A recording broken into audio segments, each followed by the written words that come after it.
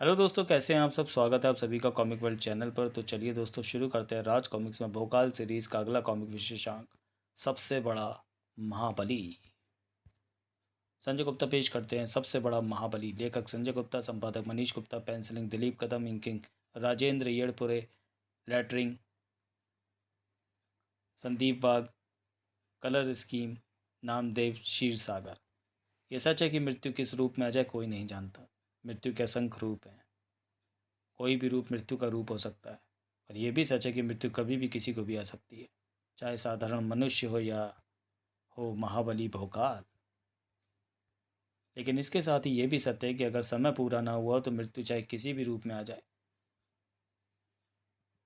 वो बाल भी बांका नहीं कर सकती।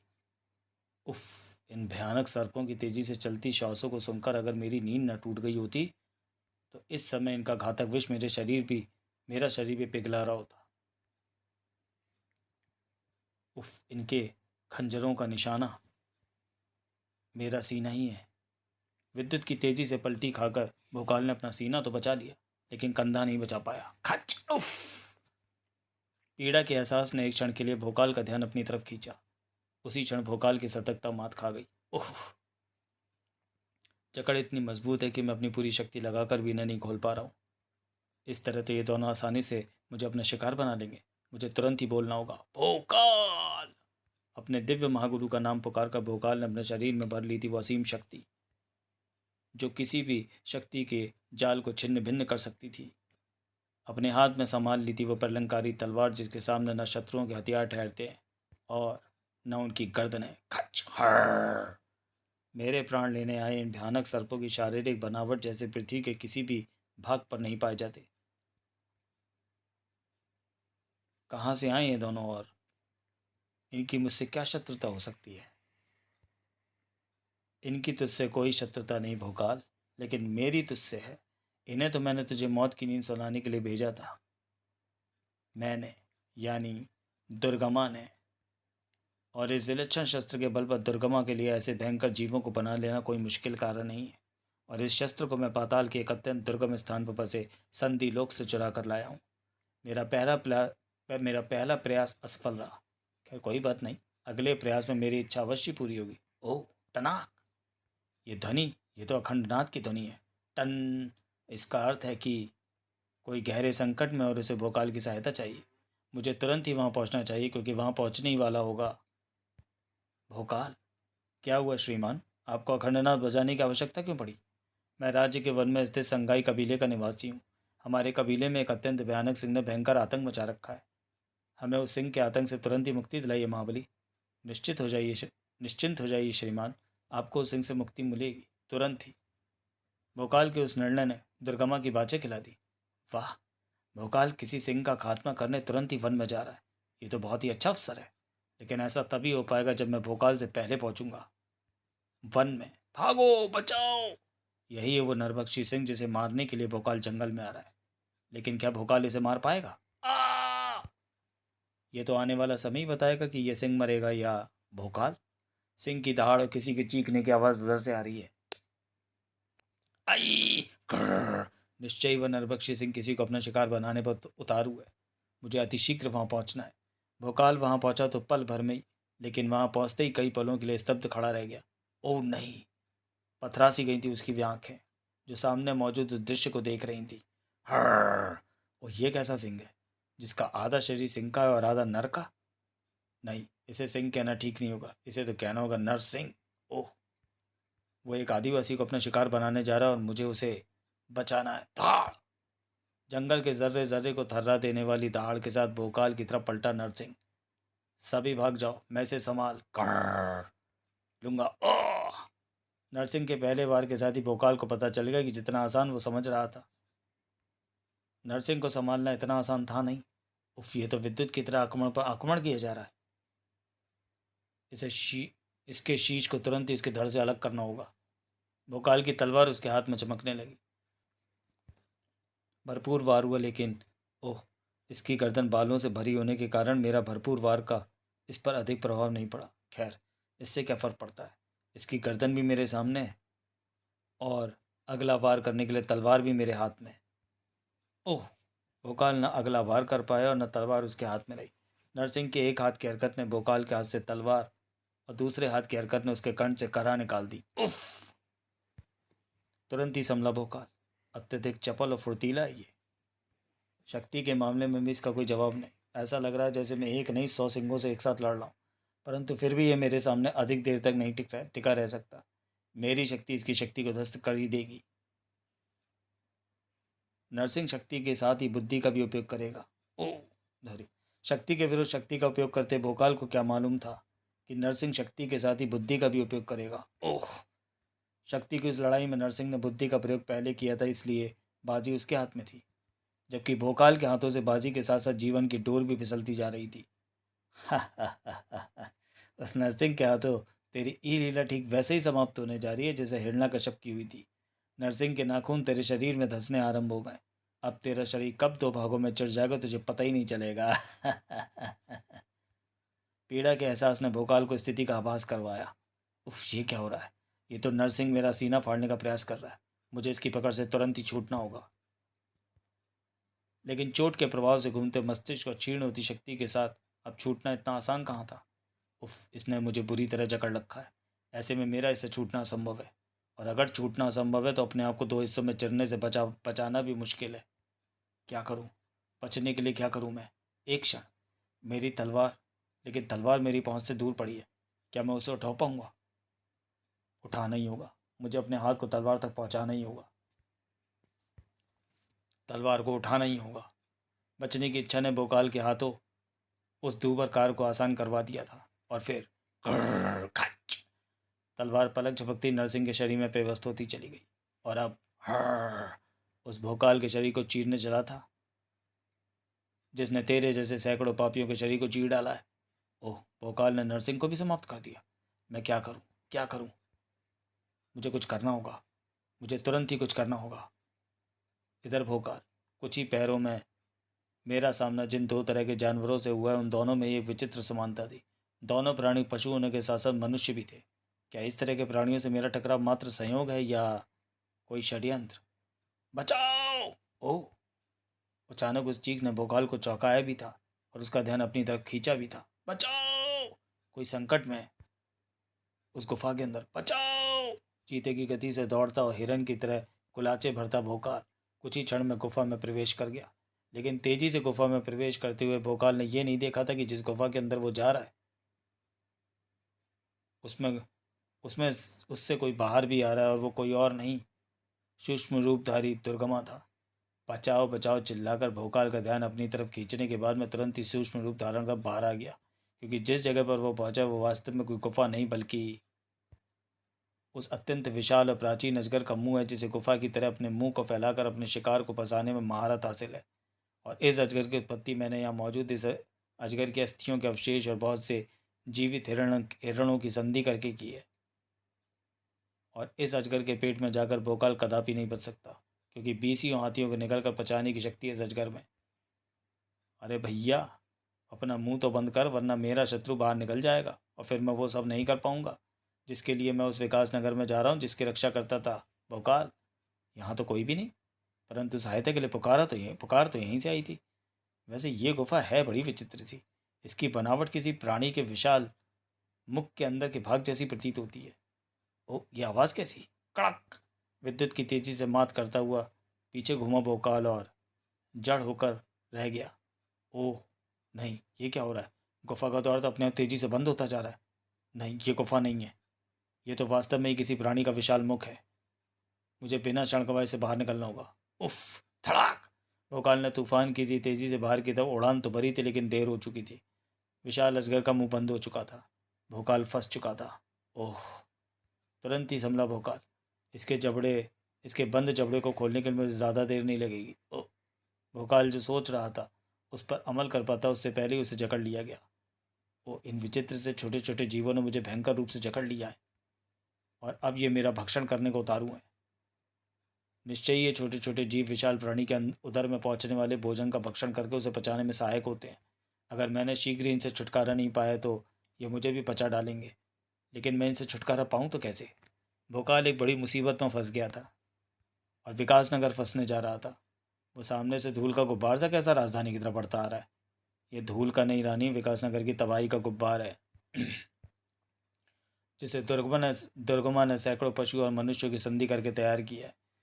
ये संधि विकासनगर को तबाह करेगी और सारे संसार को बताएगी कि जिसने भी दुर्गमा को सबसे बड़ा महाबली मानने से इनकार किया वो ऐसे ही तबाह हो जाएगा। और हाँ, विकासनगर का रक्षक भोकाल आकर तुम्हें और विकासनगर को अब नहीं बचा पाएगा, क्योंकि वो बेचारा तो खुद मृत्यु के क्रूर शिकंजे में फंसा जीवन के लिए छटपटा रहा है गलत नहीं कह रहा था दुर्गमा। सचमुच भोकाल की हालत वैसी ही थी, जीवन के लिए छटपटा रहा था वो। वैसे भी भोकाल छटपटाने के सिवा कर भी कह सकता था। उफ, इन प्राणियों से मैं जितना छूटने का प्रयास कर रहा हूँ उतना ही फंसता जा रहा हूँ, क्योंकि इनकी संख्या पल प्रतिपल बढ़ती जा रही है। ये मुझे चट कर जाने को उतारू हैं और मुझे इनसे बचने का कोई रास्ता दिखाई नहीं दे रहा। नहीं, शायद एक रास्ता दिखाई दे रहा है। वो तरल पदार्थ जिसके संपर्क में आते ऐसे प्राणी निष्प्राण होते जा रहे हैं। वह तरल पदार्थ निश्चय ही वह रासायनिक पदार्थ है जो किसी भी प्राणी के उदर में शरीर को हानि पहुंचाने वाले कीटाणुओं को मारकर स्वयं ही शरीर की रक्षा करता है। वो तरल पदार्थ इन प्राणियों के लिए विष के समान है। इसलिए अगर मैं अपने आप को उस तरल पदार्थ के रिसाव में ले जाने में सफल हो जाऊं तो मुझे इनसे छुटकारा मिल सकता है। भोकाल ने अपना जीवन बचाने का प्रयास आरंभ कर दिया था, लेकिन उसके सफल होने के अवसर बहुत कम थे, क्योंकि रास्ता दूर था और सांसें बहुत कम। जबकि इधर विकासनगर में रास्ता तेजी से छोटा होता जा रहा था रानी, अब बस कुछ ही देर की और बात है, फिर विकासनगर के हर गली में त्राही त्राही मचेगी। विकासनगर का हर नागरिक त्राही माम चिल्लाएगा उफ, सेनापति, तुरंत रुको उन्हें। तगड़ तगड़ तगड़, भयानक संधि प्राणियों को रोकने की तैयारी हो ही की गई, लेकिन धड़ाक भयानक संधि प्राणियों के पार शक्ति के आगे हर तैयारी ऐसे ढह गई जैसे रेत के घरौंदे ढह जाते हैं। रानी, विकासनगर को तबाह होना है, हर हाल में तबाह होगा ये विकासनगर। नहीं होगा, भोकाल के जीवित रहते विकासनगर का बाल भी बाका नहीं होगा। धाड़, ओह, तू तू जीवित है भोकाल? कैसे? मैं अपने शरीर से लिपटे मिट्टी के दूतों को खींचकर उन्हें उस विषैले रासायनिक पदार्थ के रिसाव की तरफ खींच कर ले गया था। वह रासायनिक पदार्थ उन प्राणियों को निष्प्राण करने लगा और मुझ में नए प्राण फूकने लगा। फिर ज़्यादा देर नहीं लगी मुझे उनसे छुटकारा पाकर अपनी तलवार उठा लेने और उस प्राणी का पेट फाड़कर यहाँ पहुँचने में। बहुत खूब, लेकिन यहाँ पहुँचकर तू क्या समझता है कि तू विकासनगर को बचा लेगा? तू ऐसा हरगिज़ नहीं कर पाएगा। ओह, वह भयानक संधि प्राणी विनाश करने राजधानी में पहुँचने ही वाले हैं, इसलिए मुझे फिलहाल दुर्गमा से अपना ध्यान हटाकर उन्हें रोकने पहुँचना चाहिए। तेजी से आगे बढ़कर भोकाल उन संधि प्राणियों के सामने खड़ा तो हो गया, लेकिन खड़ा नहीं रह सका। धड़ाक, उफ, मुझे अपनी तलवार संभालनी होगी। नहीं, भड़ाक, इस संधि में भयंकर प्राणियों के साथ साथ निरीह मनुष्य भी जुड़े हुए हैं। मैं अपनी तलवार का प्रयोग करके उनके लहू से अपने हाथ रंगना नहीं चाहता। मुझे इन्हें रोकने के लिए कुछ और ही सोचना होगा, और जल्दी। धाड़, ये भयंकर प्राणी मुझे और धड़ाम विकासनगर को समाप्त कर दो उससे पहले एक उपाय है, और वो है अग्नि, जिससे मनुष्य भी डरते हैं और पशु भी। लेकिन इन्हें डराने के लिए साधारण नहीं, भीषण अग्नि चाहिए, और उसके लिए मुझे इन झोपड़ियों में आग लगानी होगी। इससे यहाँ रहने वालों को थोड़ा नुकसान तो होगा, लेकिन पूरे राज्य की तबाही के आगे ये नुकसान कुछ भी नहीं। जितनी तेजी से आग भड़क रही थी उतनी ही तेज उसका असर हो रहा था। हर कर, संधि प्राणियों के पांव उखड़ रहे थे और वे जंगल में जिधर से आए थे उधर ही भाग रहे थे। भोकाल अपनी पूरी शक्ति से चीखा, सेनापति जी, ये प्राणी वापस न जाए, इसका प्रबंध करके रखो। राज्य के चारों तरफ पुआल के ढेर लगा दो। जैसे ही कोई ऐसा प्राणी नजर आए उसमें आग लगा देना। मैं अभी ऐसे ही करने के आदेश सभी को देता हूँ। वैसे अब ऐसा होने की संभावनाएं बहुत कम है, क्योंकि ऐसा होने से पहले ही मैं उस दुष्ट दुर्गमा को समाप्त कर दूंगा जिसने उन प्राणी की उत्पत्ति की है। क्रोध से भरा भोकाल उधर पलटा जिधर उसने दुर्गमा को छोड़ा था, लेकिन अब दुर्गमा वहाँ नहीं था। ओह, भाग गया। अपनी हार देखकर भाग निकला वो दुष्ट। उसे भागना ही था, क्योंकि वो जानता था कि अगर वो यहाँ रहा तो उसे तुम्हारे कहर का सामना करना पड़ेगा। अब शायद ही वो दोबारा वापस आए। तूने ये सही कहा रानी कि मैं भोकाल के कहर से डर गया था, लेकिन ये गलत कहा कि मैं दोबारा नहीं आऊँगा। मैं गया ही इसलिए था कि वापस लौट सकूं ये महासंधि करके। ओह, मकड़ी, घोड़ा, हाथी, सिंह, गैंडा, छिपकली और खुद दुर्गमा, परंतु इतने प्राणियों के साथ संधि करके आखिर दुर्गमा करना क्या ओह चाहता है? धाड़, सीने पर पड़ी घोड़े की जोरदार लातों और सांड की तरह उस प्रचंड टक्कर ने भोकाल को उस महासंधि का मंतव्य समझा दिया। और रही सही कसर सिंह के उस पंजे ने पूरी कर दी। ओह, वो महाबली को संभलने का अवसर नहीं दे रहा। आक्रमण करो उस पर। तेजी से लहरा उठे उन सैनिकों, सैकड़ों शस्त्रों का इरादा उस महासंधि को छलनी कर देने का था। लेकिन उस महासंधि का बाल भी बांका नहीं कर पाए वे शस्त्र। चारों तरफ से ढक गए कवच ने एक भी शस्त्र को महासंधि तक नहीं पहुंचने दिया था। इस महासंधि को बचाने के लिए मैंने इस संधि में कछुए को भी मिला लिया है, ताकि उसका कवच बचाव में काम आए। ओह, आग लाओ। बेकार है, इस सूंड में इतना पानी भरा है कि सारे संसार की आग को बुझा सकता है। ओह, अब तुम सब मकड़ी के इन जालों में बंद कर रह जाओ, ताकि मैं आराम से भोकाल का वध कर सकूं। भूल जा, भोकाल का वध तू 7 जन्मों में भी नहीं कर सकता। दुर्गमा यह तैयारी तो करके ही आया है कि मैं किसी भी तरह उससे न बच पाऊँ। साथ ही मेरा या किसी का कोई भी वार उस पर प्रभाव न डाल पाए, क्योंकि उसके कवच का न मेरी तलवार कुछ बिगाड़ पा रही और न ज्वाला शक्ति। जबकि इस महासंधि का हर रूप पहले से अधिक उग्र और विनाशकारी होता जा रहा है। कैसे करूं इस संधि का संधि विच्छेद? हाँ, संधि विच्छेद करके उन सभी प्राणियों को अलग अलग कर दिया जाए, ताकि ये सब संयुक्त शक्ति न रहकर अलग अलग शक्ति रह जाए और उन्हें आराम से समाप्त किया जा सके। परंतु ये संधि विच्छेद किया कैसे जाए? प्रहार करते ही सारी महासंधि उस अभेद भज्ज में कवच में सुरक्षित हो जाती है, जिसे तोड़ पाना संभव है। क्या किया जाए? कुछ नहीं किया जा सकता। किया जा सकता है, कुछ किया जा सकता है, परंतु उसके लिए मुझे यहाँ से जाना होगा। भाग रहा है भोकाल? भाग, खूब भाग, ताकि सारा संसार देख ले कि तुझ जैसे महाबली को भगाने वाला मैं हूँ, सबसे बड़ा महाबली। लेकिन तेरे राज्य वाले ये बात तब तक नहीं मानेंगे जब तक मैं उन्हें तबाही के कगार पर खड़ा नहीं कर दूंगा। भागो! मैं नहीं भागूंगी। मैं इस दृष्टि के प्राणों को उसके शरीर से भगाऊंगी। आई! लगता है अपने राज्य की तबाही देखने से पहले ही तू मरना चाहती है। अश्वखुरों के नीचे कुचल कर तेरी ये इच्छा भी पूरी किए देता हूँ। रानी को कुचलने बड़े महासंधि के अश्वसुर भोकाल द्वारा हवा में ही रोक लिए गए।